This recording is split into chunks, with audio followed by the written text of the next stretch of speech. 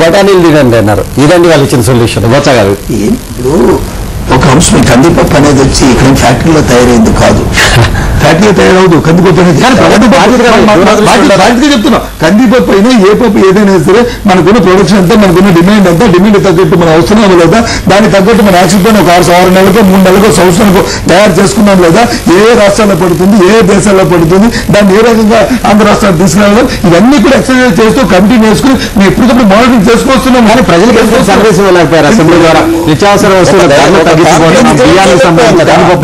ఇక్కడ ఒక్క దగ్గరే కాదు సార్, ప్రపంచవ్యాప్తంగా ఇది సమస్య. ఇది ఒక ఆంధ్ర రాష్ట్రం నుండి ఈ సమస్య చెప్పాను కదా. పక్కన దాటితే మేము బెంగళూరు అయితే బెంగళూరులో మా కర్ణాటకలో మా పార్టీ వచ్చి పడుతుంది, ధరలు పెరిగిపోయాయి. ప్రభుత్వం వైఫల్యమైంది. ఈ దేశంలో అన్ని పక్షాలు కూడా ఎక్కడైతే అధికార పక్షాలు చేస్తున్నాయి. జయప్రకాష్ గారు, కరువు విషయం కావచ్చు, నిత్యావసర ధరలకు సంబంధించి కావచ్చు, ప్రజలకి ఒక కంక్లూజన్ ఇవ్వడంలో కావచ్చు, సమస్య పరిష్కారానికి ప్రభుత్వం ఒక నిర్ణయం తీసుకోవడం విషయంలో అసెంబ్లీ ద్వారా ఫెయిల్ అయిందని చెప్పి అనుకోవచ్చు. అసెంబ్లీ ద్వారా కాన్ఫిడెన్స్ క్రియేట్ చేయాలా? ఇప్పుడు ఈవేళ జరిగిన చర్చ అక్రమ ప్రాజెక్టుల గురించి, ఆ విషయంలో అన్ని పక్షాలు ఏకాభిప్రాయానికి వచ్చాయి. ఏమవుతుందంటే అభిప్రాయాలు ఒకటే ఉన్నా కూడా ఒకళ్ళ మీద ఒకళ్ళు పై చేయి చేసుకోవాలని చెప్పి విపరీతమైనటువంటి ఆతృత కొద్దీ ఆధిపత్య పోరాటం జరుగుతుంది. అంతేగాని చాలా విషయాల్లో ఇప్పుడు ఇవాళ బాబుల విషయంలో నాకు అధికార పక్షానికి ప్రతిపక్షాలకి తేడా ఏమీ కనిపించలేదు మౌలికమైన అంశాల్లో. కాబట్టి మేము గొప్ప అనుకునే నిత్యావసర ధరలు అట్లా కరువు విషయంలో ఒకే అంశం వివాదాస్పదమైంది. వెంటనే ప్రకటించాలా, తర్వాత ప్రకటించాలని చెప్పని, అంతే తప్ప అంతకు మించి ఇప్పుడు ఇవాళ జరగడం అలాంటిది లేదు. ఒక అదృష్టం కాంగ్రెస్ పార్టీకి ఏమిటంటే వీళ్ళు ఏమీ చేయకపోయినా కూడా ఎంప్లాయ్మెంట్ గ్యారంటీ యాక్ట్ పేరుతో 1000 కోట్లు ఉన్న కరువు లేకపోయినా ఉన్నాయి. పూర్వం అనేది మీకు దుర్భిక్షం వచ్చినట్టయితే 100 కోట్లు కావాలంటే తలపాన తాక్కొచ్చేది. ఈవేళ మీరు ఏం చేయకుండా 4000, 7000 కోట్ల రూపాయలు వాళ్ళ చేతుల్లో ఉన్నాయి. శుభ్రంగా దాన్ని జనంలో భరిస్తుంటారు.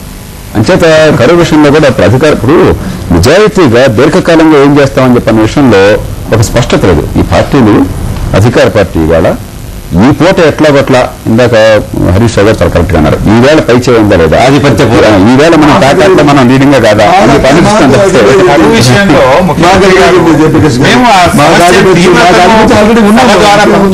తీసుకుపోయే ప్రయత్నం చేస్తే పత్రికల మీద, మీడియా మీద, ప్రతిపక్షాల మీద విరుచుకుపడ్డారు ముఖ్యమంత్రి గారు. మీరే రాజకీయం చేస్తున్నారు, మీరు రైతుల మనోధైర్యాన్ని దెబ్బతీస్తారు. అక్కడ విషయం ఏంటంటే రైతులు కొంత ధైర్యాన్ని కోల్పోయి ఆత్మహత్యలు చేసుకుంటున్నారు. ఆ సమయంలో సభ ద్వారా ప్రభుత్వము ఆ రైతులకు ధైర్యాన్ని కల్పించే ప్రయత్నం చేయాలి. రైతులకు మేము కనీసం ఇన్పుట్ సబ్సిడీ ఇస్తాము, లేదా విత్తనాలు ఇస్తాము, లేదా ఎరువులు ఇస్తాము, మిమ్మల్ని ఆదుకుంటామనేటువంటి విషయం చెప్పాలి. అదేది చెప్పకుండా ప్రభుత్వం దాటవేసే ధోరణి అవలంబించడం వల్ల ఆత్మహత్యలు అనేటువంటి కొనసాగుతా ఉన్నారు. మీరేం చెప్పారు సార్? అది చాలా అన్యాయం. మీరు చెప్పండి నాకు. సభను చెప్పలేదు. చెప్పారా? ₹1 నష్టపరిహారం ఇస్తామని చెప్పారా? ఇన్సూరెన్స్ అన్నిటికీ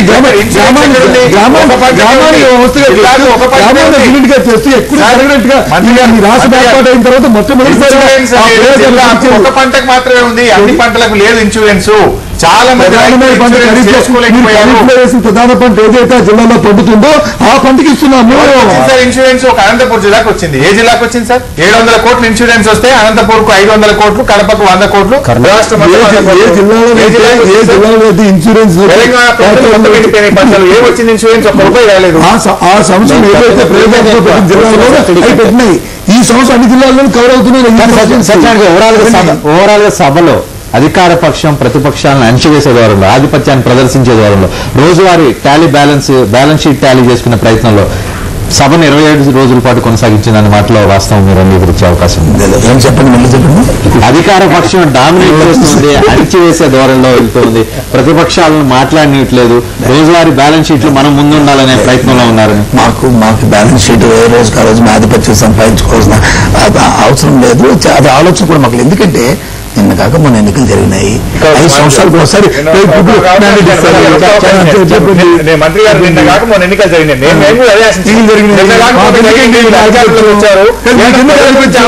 ప్రజల కోసం ఆలోచన చేస్తారంటే ఆపరేషన్ ఆలోచన పెట్టి ప్రతిరోజు ప్రతిపక్షాలను విపక్షాలను డిస్టర్బ్ చేయడం, ఆ పార్టీ నుంచి నాయకులు తీసుకోవడం, ఇది అవసరమైన ఇప్పుడు పనిచేయండి, ప్రజల కోసం పనిచేయండి, మంచి ప్రజలకు అందుబాటులో ఉండండి. ఎంతసేపు విపక్షాలను మీరు మాట్లాడారంటే ఇప్పుడు ఏదో ఆవేదనతో మీ పార్టీ నుంచి పక్క పార్టీకి వెళ్ళిపోతున్నారని మాట్లాడారంటే ఇప్పుడు అర్థం. చంద్రశేఖర్ ఏం రెస్పాండ్ అవుతుందో నాకు అర్థమవుతుంది ఈ విషయంలోనూ. చంద్రశేఖర్ రెస్పాండ్ అవ్వకూడదు, ఎందుకంటే లెక్కలు చెప్పుకుంటే ఏంటి ఈ పార్టీ నుంచి వలసలన్నీ కూడా మీ పార్టీకి వచ్చినట్టుగా పేపర్లోను పత్రికల్లోనూ ఓ ఫోటోలతో చేస్తున్నారు. మీరు వచ్చే రెస్పాండ్ అవుతుంది ఆయన పార్టీలో మీరు మాట్లాడుతున్నారు. వీళ్ళు ఆకర్ష్ మీద పెట్టినంత ఆకర్ష్ మీద పెట్టినంత సమయాన్ని కరువు ట్యాకిల్ చేయడంలో నిత్యావసర వస్తువుల ధరల మీద పెట్టుంటే రాష్ట్ర ప్రజలు హర్షించేవాళ్ళు. ఈ సందర్భంగా నేను మరో ముఖ్యమైన అంశం చెప్తాను. 4 బిల్స్ తెచ్చారండి. ఒకరోజు ఈవినింగ్ సెషన్ మీరు పెట్టారు. ఏం బిల్స్ తెచ్చారండి? కార్పొరేట్ విద్య కోసం ఒక బిల్ తెచ్చారు, నీళ్ళను నమ్ముకునే ఒక బిల్ తెచ్చారు, ఆఖరికి సీలింగ్ భూములను నమ్ముకోవడానికి అధికారం తీసుకునే ఒక బిల్ తెచ్చారండి. ఎంత దురదృష్టకరం అండి. మీరు తీసుకొచ్చిన 3 బిల్స్ మేము ఆపోజ్ చేశాం, మేము ఓటింగ్ ప్రెస్ చేశాం. మీరు నాడు సభలో 75 మందితో మీరు గట్టి చట్టాన్ని తెచ్చిన ఉద్దేశం ఏమిటి?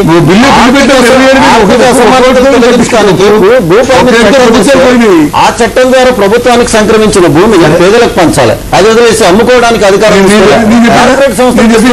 ఎందుకంటే ఏ బిల్లు అయినా పెట్టినప్పుడు ఏదైనా చర్చ పెట్టినప్పుడు అన్నాలు బిల్లు అమ్ముకోవడం పెట్టి మనం ఏ దృష్టితో చూస్తే ఆ దృష్టి అనిపిస్తుంది.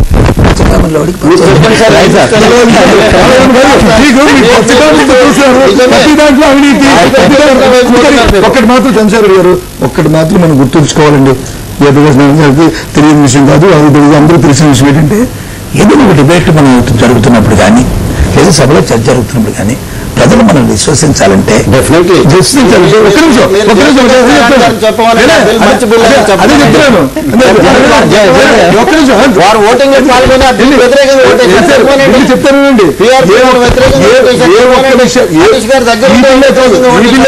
ఇప్పుడు జరుగుతున్న చర్చ కానీ మన సభలో జరిగిన చర్చ కానీ ఏదైనా ప్రజలు విశ్వసించాలి. ఒక విషయాన్ని మాత్రం మీరు గుర్తుంచుకోవాలి. మీరు పార్లమెంట్ చేశారు, మీరు మీరు సొసైటీస్ కానీ రాజ్యాంగాన్ని ధిక్కరించారు చెప్తే మీరు చెప్పేస్తారు.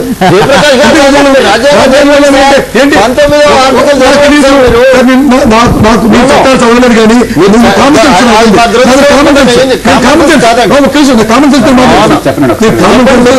చెప్పండి.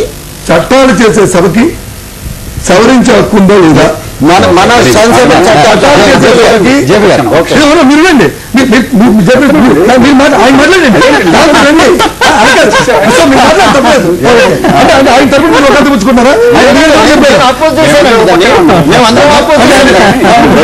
అంటే రాజ్యాంగాన్ని గురించి మాట్లాడారు కదా, దురదృష్టమైన మాట్లాడారు కదా, దురదృష్టానికి నాకు సమాధానం చెప్పండి. మాట్లాడండి. రాజ్యాంగ ఉల్లంఘన కాదని ఆర్టికల్ 19(1) అసోసియేషన్ లో గానీ సొసైటీస్ లో గానీ రాష్ట్ర ప్రభుత్వానికి గానీ కేంద్ర ప్రభుత్వానికి గానీ జోక్యం తీసుకునే అధికారం లేదండి.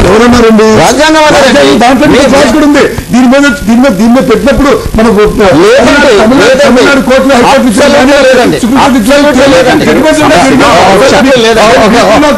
మిమ్మల్ని ఎన్నుకున్న ఎమ్మెల్యే